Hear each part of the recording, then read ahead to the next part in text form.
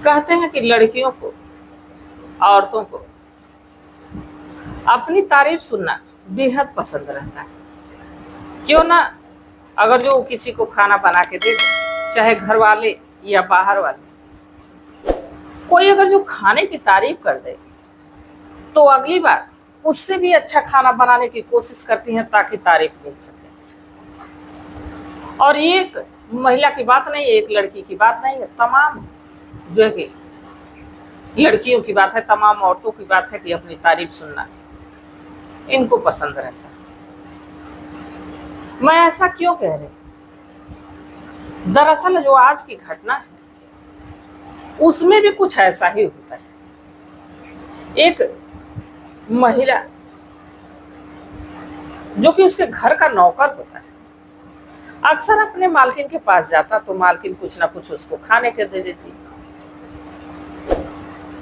जो नौकर रहता उस खाने की बड़ी ही तारीफ करता है और साथ ही मालकिन से कहता कि मालकिन, आपके गुण तो इतने अच्छे कि अगर जो आप मिट्टी को भी छू देंगे तो सोना हो जाएगा।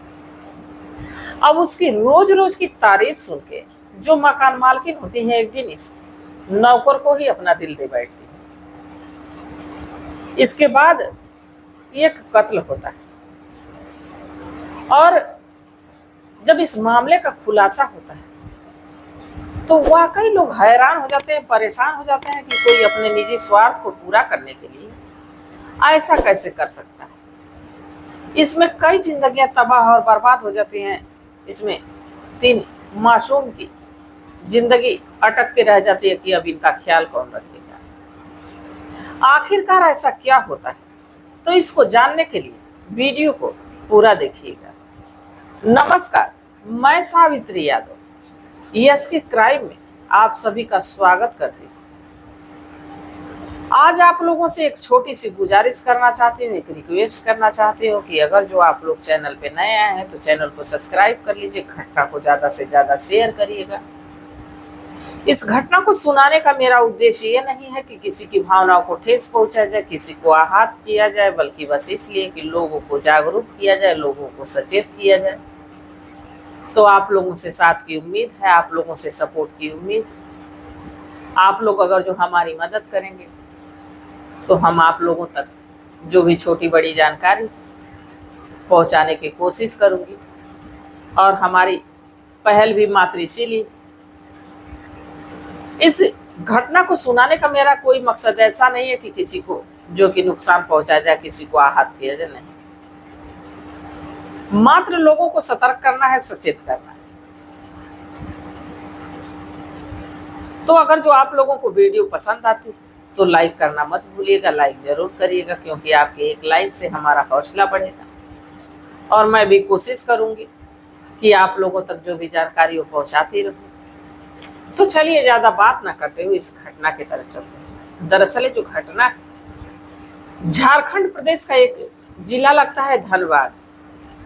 इसी धनबाद का एक इलाका हीरापुर हटिया, यहीं के रहने वाले एक बिजनेसमैन जो कि नूडल्स के, मैगी के, चाउमीन के ये थोक विक्रेता रहते हैं और ये जो कि जगह जगह पे अपने सामान की डिलीवरी देते और इनका कारोबार भी जो है बड़ा बढ़िया चलता है। इनकी शादी 2012 में नीलम शर्मा से होती है। धीरे धीरे समय गुजरता है, इनकी 3 बेटियां भी हो जाती हैं। बिजनेसमैन अच्छे जो है कि लेवल पे रहते हैं, अच्छा बिजनेस चल रहा होता है और कहते हैं कि जब किसी के घर में खुशी आनी तो भले कारोबार छोटा हो, पैसे ज़्यादा आने लगते हैं और जब पैसे ज़्यादा आने लगते हैं तो रहन सहन अपने आप बदल जाता है। अब बिजनेसमैन के घर में सारी खुशियां रहती हैं, सब कुछ अच्छा चल रहा है। एक दिन ये बिजनेसमैन बैठ के अपनी मोबाइल फोन चला रहा, तभी इसके फेसबुक अकाउंट पे एक फ्रेंड रिक्वेस्ट आती है, बड़ी सुंदर सी लड़की का। अब ये बिजनेसमैन है जो फ्रेंड रिक्वेस्ट को एक्सेप्ट करता है हाय हेलो होती है, बात होती है। अब ये बात का सिलसिला जब शुरू होता है तो रुकने का नाम नहीं लेता। धीरे धीरे धीरे धीरे दोनों में जो है कि लगातार बात होती रहती है, समय गुजरते रहते। बाकी एक दिन ऐसा आता है कि इस बिजनेसमैन को वो जो खूबसूरत लड़की रहती है कहती है कि मैं तुमसे मिलना चाहती हूँ। इसके बाद अपना इलाका इस जो कि हीरापुर हटिया से दूर बताती है। बाकी अब मिलने का स्थान इनको मिल नहीं रहा था, तो इस बिजनेसमैन से कहती है कि ऐसा दामोदरपुर का जो फुटबॉल ग्राउंड है, क्यों ना हम लोग वहां मिले। मैं वहीं आ जाऊंगी, आप भी वहीं आ जाओ, आप हमको देख लेना, मैं आपको देख लूंगा। अब दोनों की जो कि एक टाइमिंग डिसाइड होती है और शाम का समय होता है। ये जो बिजनेसमैन अच्छे कपड़े पहनते हैं, अच्छे जो कि वॉच लगाते हैं, बढ़िया से तैयार होते हैं, आखिरकार एक सुंदर लड़की से मिलने की बात होती है। और जैसे शाम का अंधेरा होने लगता है, इस फुटबॉल ग्राउंड में पहुंचते हैं। अब जब फुटबॉल ग्राउंड में पहुंचते हैं तो जो खूबसूरत लड़की मिलने आई रहती है, वो जैसे इस बिजनेसमैन को देखती, वो तुरंत एक गोली चला देती और वो गोली सीधे जाके इस बिजनेसमैन के सिर में लगती, फिर दूसरी गोली चलाती है, गर्दन में लगती। इसके बाद से वो लड़की वहां से चली जाती है। अब जो बिजनेसमैन की पत्नी ये नीलम शर्मा लगातार अपने पति को फोन करने लगती है, जैसे ही रात के 10 बजते कि अभी तक आया, बच्चियों को लेकर परेशान, फोन लगातार कर रहे। बाकी फोन स्विच ऑफ आ रहा है, कुछ अता पता है। रात किसी किसी तरह बीतती है जैसे सुबह होती है। पता चलता है कि कुछ लोग उस फुटबॉल ग्राउंड पे जब जाते हैं टहलने दौड़ने के लिए, तो देखते हैं कि ये तो एक आदमी मरा हुआ पड़ा। जब उसको नजदीक से जाके देखते हैं तो पता चलता है कि तो इसी इलाके का रहने वाला मुकेश पंडित। अब पूरे इलाके में कोहराम सा मच जाता है, शहर कोतवाली का इलाका रहा। तुरंत वहां पुलिस की एक टीम आती है, डेड बॉडी को अपने कब्जे में लेती, पोस्टमार्टम के लिए भेजती। अब नीलम से पूछताछ करती है कि कोई अगर जो आपका दुश्मन है तो बताइए, कोई ऐसा व्यक्ति जो आपके पति को मार सके। नीलम किसी पे शक नहीं जाहिर करती है, कहती है कि मुझे इस बारे में कोई पता नहीं। अब इस जो कि मुकेश पंडित का फोन रहता नहीं, फोन को ढूंढा जाता है, बाकी मिलता नहीं कि फोन के जरिए कुछ पता चल सके। सीसीटीवी कैमरे में कुछ कैद नहीं होता है, क्योंकि ग्राउंड का मामला था, वो अंधेरा था। अब पुलिस के हाथ खाली और एक बड़ा कारोबारी की जो कि हत्या हुई। गांव वाले अलग आक्रोशित हैं। पूछताछ का दौर चल ही रहा है। एक दिन नीलम शर्मा से पुलिस नीलम शर्मा की मोबाइल मांगती है और साथ ही उसका एक नौकर रहता है जिसका कि नाम युवराज शर्मा होता है। तो दोनों अपना फोन देने से इनकार कर देते हैं, कहते हैं कि हमारे पास फोन है ही नहीं, जबकि उनके पास फोन रहता है, घर वाले बताए रहते हैं। अब पुलिस का सीधा शक इनके पे चला जाता है। इसके बाद इनसे जब सख्ती से पेश आते हैं तो इनका जो कि फोन पुलिस के हाथ लगता है, इस नौकर युवराज का। और जब इसके फोन को खंगाला जाता है तो इसमें कुछ अश्लील वीडियो इस नौकर युवराज की और उसके मालकिन जो कि नीलम शर्मा की रहती है। कुछ न्यूड वीडियो रहती, कुछ जो कि न्यूड फोटोस रहते, कुछ तो वीडियो संबंध बनाते समय जो कि ये युवराज शर्मा और नीलम बनाते थे, तो वीडियो बना के रखे थे। अब जब ऐसी वीडियो पुलिस देखती है तो पुलिस को समझने में देर नहीं लगती है कि ये जरूर प्रेम प्रसंग का मामला, अवैध संबंधों का ये मामला है।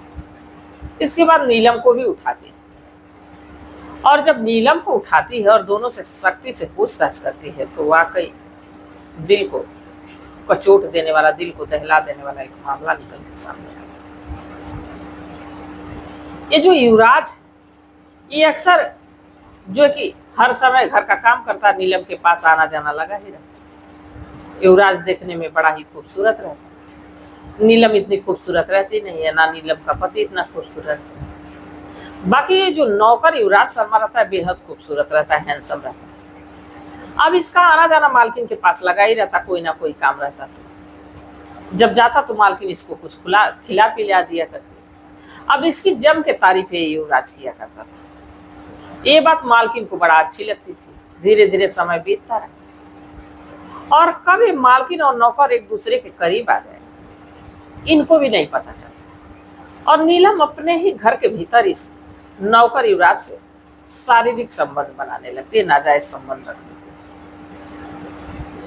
अब इसकी जो है कि भनक इस बिजनेसमैन जो कि मुकेश पंडित को लगती नहीं।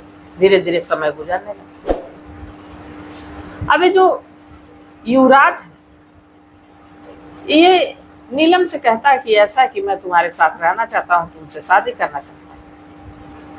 तो जो नीलम शर्मा रहती है कहती है कि ऐसा है कि तो पति के रहते हुए संभव है नहीं, इसके लिए कोई जुगाड़ करना पड़ेगा, कोई उपाय करनी पड़ेगी। इसके बाद ये दोनों साजिश करते हैं और ये जो युवराज है एक फेक आईडी बनाता है फेसबुक पे, जो कि एक खूबसूरत सी लड़की का फोटो लगाता है और फेक जो है कि इस आईडी से इस मुकेश पंडित को फ्रेंड रिक्वेस्ट भेजता है।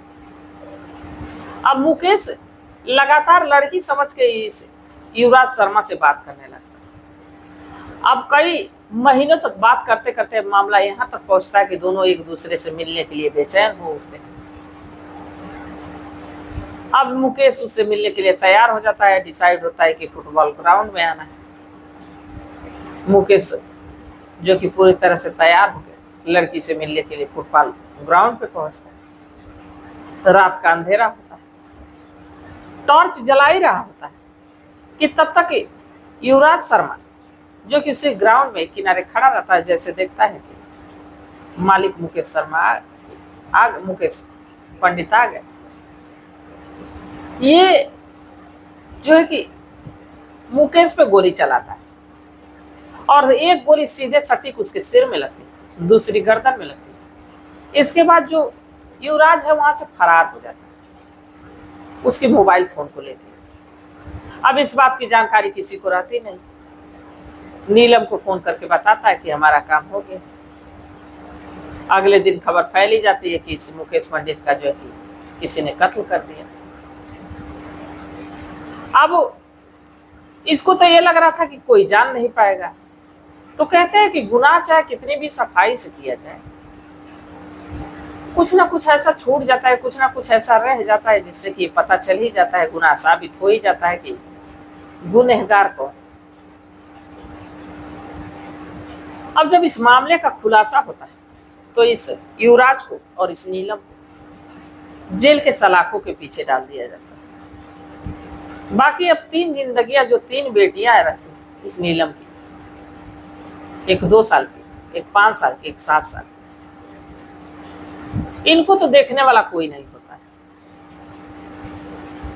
तो ये घटना अपने आप में बेहद हैरान कर देने वाली है कि कोई अपने निजी स्वार्थ को पूरा करने के लिए, थोड़ा सा सुख पाने के लिए अपने हिसाब से, सुख तो सब मिल रहा था, पति का सुख था ही, पैसे का सुख था ही, किसी चीज की दिक्कत थी नहीं, फिर आखिरकार ऐसा क्या चाहिए था जो नौकर दे रहा था?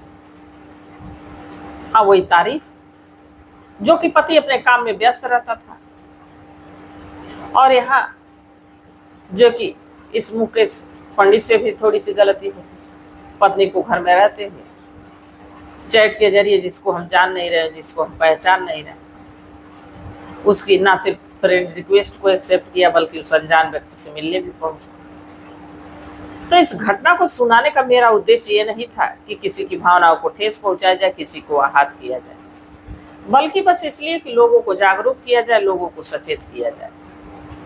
तो आप लोगों की क्या राय है, आप लोगों की क्या सलाह, कमेंट सेक्शन में जरूर बताइएगा, क्योंकि आपके कमेंट का हमें बेसब्री से इंतजार रहेगा। आप लोग अपनी सलाह, अपनी राय, अपना मशवरा कमेंट सेक्शन में जरूर दीजिएगा। तो तब तक आप लोग अपना ख्याल रखिए, अपने बाल बच्चों का ख्याल रखिए, अपने परिवार का ख्याल रखिए। मिलते हैं कल एक नई वीडियो के साथ, तब तक के लिए जय हिंद, जय भारत।